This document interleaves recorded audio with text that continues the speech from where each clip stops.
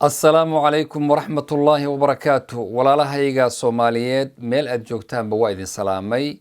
waxaan rabaa inaan u diro fariimo iyo nasaa'ix iyo talooyin baarlamaankeenna cusub ee waddanka soomaaliya oo dooran doona biidni illaahi tabaaraka wa tacaala 15 bisha May maalinta axadda inagu soo aadan madaxweynaha waddanka biidni illaahi tabaaraka wa tacaala. kelimadaydu waa talooyin iyo inaan idin xusuusiyo 2 aayadood oo kitaabka Ilaahay ah. maxaa jira waxaan nahay dad muslimiin ah.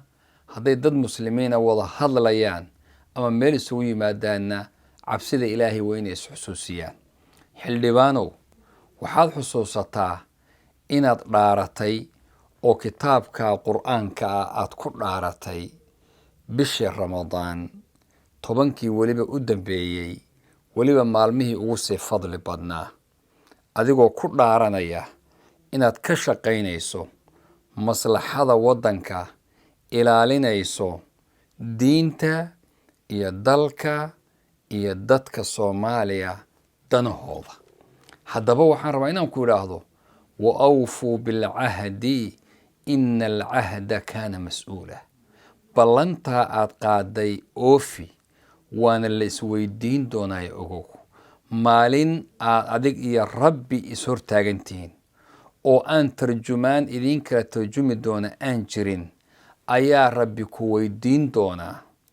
rabbi subxaanahu wa tacaala, waqifuuhum innahum mas-uuluun.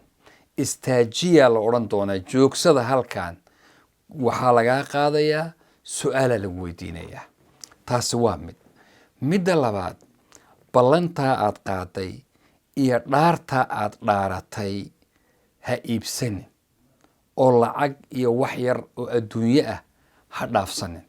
bal mar labaad aan kitaabka qur'aanka ah fii suurati aali cimraan aayadda 77 bal aan isla akhrina ila fiiri. rabbi wuxuu leeyahay, ina aladiina yashtaruuna bicahdi illaahi wa aymaanihim thamanan qaliila ulaa'ika laa khalaaqa lahum fi alaakhirati walaa yukallimuhum allahu walaa yanduru ilayhim yowma alqiyaama walaa yuzakiihim walahum cadaabun aliim. dadka ku iibsanaya ballanta ilaahay iyo dhaartoodii adduunyo yar, aakharo wax nasiiba kuma leh, aakharo wax hadiya kuma leh, aakharo waxba ugama horeeyo. alla la hadli maayo. hadalka waa hadal farxad geliyaa la yidhaha, lagula hadli maayo. laakiin hadal cadho ay ku jirto ayaa lagula hadli doonaa. rabbi fiirin maayo. fiiro raxmad le weeye midda laga wadaay, laakiin fiiro cadho ilaahay ku jirto ayaa lagu fiirin doonaa. alla dahiri maayo oo rabbi subxaana dunuubtoodii iyo sayi-aadkoodii iyo xumaantoodii ka hufi maayo. intaa waxaa u dheer inay cadaab ilaahay ku tilmaamay inuu yahay aliim, mid aada u kulul ay leeyihiin. awood ma u leedahay haddaad iibsato? haddaba waxaan rabaa inaan idhaahdo 2 jeer been ha sheegin. mar waad sheegtay oo waxaa laga yaabaa inaad thaman iyo adduunyo wuxuun qaadatay, waa suuragal. laakiin waxaa ka weyn cahdigii ilaahay ood gashay oo waddankaaga inaadan khayaamin, ooda dantiisa iyo diintiisa iyo danihiisa wax ka duwan waxaad ogtahay inuusan qofaan maslaxa u haynin, inaa intaad lacag ka qaadato aada cod siiso, kaasaa ka weyna ogow. waa inaad xoojiso tan dalka iyo waxaad u arkayso diinta iyo dadkaba inay u tahay maslaxo biidni illaahi tabaaraka wa tacaala. waxaan rabaa inaan ku idhaahdo, waxaad og tahay ood garanaysaa mararka qaarkood inaad ka qaadatay murashax lacag baa suuragal ah, laakiin aad og tahay inuusan diinta iyo dalka u haynin iyo amnigu iyo wanaagiisa midna uusan u haynin. falimaada takhtaaru? maxaad u dooran qof noocaasa adiga oo dhaartay? waxaa ilaawin karaamada waddanka iyo sharafta waddanka. ha siinin codkaaga qof iibsanaya, laga yaabaa waddankaaga inuu meel xun geeyo ama uu ihaanaysto ama karaamadiisa iyo sharaftiisa uu dhaawacayo. han sare iyo qabna aan lahayn cadowgiisa iyo acdaadana u jilcan. waxaa la rabaa ixtiraam inuu naga dhexeeyo dadka dowladaha, inaynu equal nahay oon siman nahay. annagaa waan la siman nahay, waan ka sharaf badannahay kuwa badan. maxaa jira? muslim baan nahay, cizi iyo sharaf baan leenahay. ayib, ha siinin codkaaga qof urursanaya hanti, ku dhisanaya guryo huna wa hunaaka, dal iyo dibad ku leh ama ku raadsan. ha siinina, iska ilaali.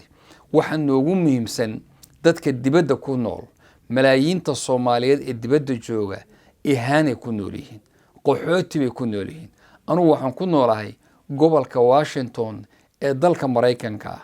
waan hubaa dad badan oo Afrika joogo inay wax weyn la tahay in Washington iyo Maraykan lagu noolaado, laakiin anugu waxaan u arkaa ihaanan ku noolahay, qaxooti baan ku noolahay, waana la liidaa, sharaf melihin. waxaan nooga fiican waddankeennii oo nabad ah, oo karaamo leh, oo cizo leh, oon sharaf ku haysano. waxaan rabaa inaan ku xusuusiyo xildhibaanow, malaayiinta Soomaaliyeed ee dal iyo dibad jooga, maanta adaa matalaya oo codkoodii ku fadhiya. ogow, annaga nooma furno cod inaan ku dooranno, laakiin adaa maanta ilaahay ku siiyey. ha khayaamin, hana khayaamin. dadka muslimiinta Soomaaliyeed adduunka jooga ha khayaamin. yayna kaa qaalib noqonin inaad qof shakhsi ahaan u neceb tahay, ama aad qabiil ku neceb tahay, ama aad shakhsiyaddiisa u neceb tahay. yaysan kaa qaalib noqonin. waayo waad aragtay inay dad badan qarsan waayaan marar badan inay ka qaalib noqoto nacaybshaha ruux ay u qabaan. laakiin u danee dalkaaga iyo dadkaaga iyo diintaada.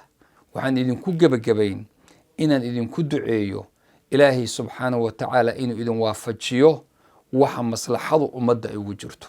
qof saalix ah oo muslix ah, isagu wanaagsan, dadkana wanaajiya, dalkana wanaajiya, diintana u daneeya, inuu ilaahay kugu toosiyo. marka aad qorayso warqadda eed keligaa tahay, ha halmaamin allah inuu ku arko subxaanahu wa tacaala, oo ku fiirsanaya oon waxba ka qarsoonayn. haddaba ugu heeli codkaaga maanta dalkaaga iyo dadkaaga iyo diintaada. allah idin waafajiyo. kuwii ballanka baxana allah nagama dhigo. ilaahayna subxaanahu wa tacaala qalinkaaga iyo qalbigaagaba ha toosiyo. wajazaakum allahu khayr, wbaaraka allahu fiikum. wasalaamu calaykum waraxmat ullaahi wabarakaatu.